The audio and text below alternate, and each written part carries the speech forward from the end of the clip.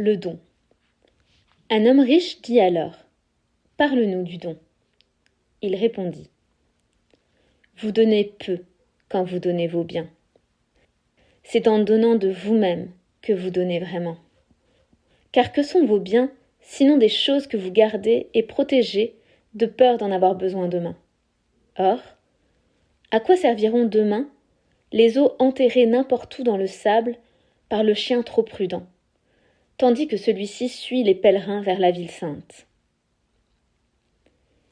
Et qu'est-ce que la peur de tomber dans le besoin, sinon le besoin lui-même ? Craindre la soif quand votre puits est plein, n'est-ce pas la soif la plus insatiable ? Il y a ceux qui ont beaucoup et qui donnent peu. Et le désir caché d'en tirer une reconnaissance rend leur don impur. Et il y a ceux qui ont peu et qui donnent tout. Ceux-ci croient en la vie et en sa générosité, et leur coffre n'est jamais vide. Il y a ceux qui donnent avec joie, et dont cette joie est la récompense. Et il y a ceux qui donnent avec peine, et dont cette peine est le baptême. Et puis il y a ceux qui donnent sans peine, sans rechercher de joie, sans souci d'être vertueux. Ils donnent comme le myrte répand son parfum là-bas, dans la vallée. Dieu parle à travers leurs mains, et il sourit à la terre à travers leurs yeux. Il est bien de donner quand on vous demande. Il est encore mieux de donner quand on ne vous demande rien, parce que vous en avez compris la nécessité. Et pour l'homme à la main ouverte, chercher celui qui recevra est une plus grande joie que donner. Que pourriez-vous vouloir garder pour vous ? Tout ce que vous possédez, un jour, sera donné. Alors, donnez-le maintenant, pour que la saison du don soit la vôtre, et non celle de vos héritiers.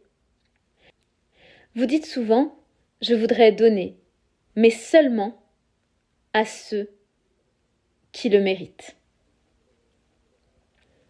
Les arbres de votre verger ne parlent pas ainsi, pas plus que les troupeaux de vos prairies. Ils donnent pour vivre, car conserver, c'est périr. Sans aucun doute, celui qui est digne de recevoir ses jours et ses nuits est également digne de recevoir tout le reste de vous. Et celui qui a mérité de boire dans l'océan de la vie mérite de remplir sa coupe dans votre ruisseau. Est-il plus grand mérite que d'avoir le courage, la confiance et même la charité de recevoir ? Et qui êtes-vous pour que des hommes se déchirent la poitrine et dévoilent leur fierté, vous révélant ainsi leur dignité et leur orgueil mis à nu ? Demandez-vous d'abord si vous êtes digne de donner et d'être l'instrument du don.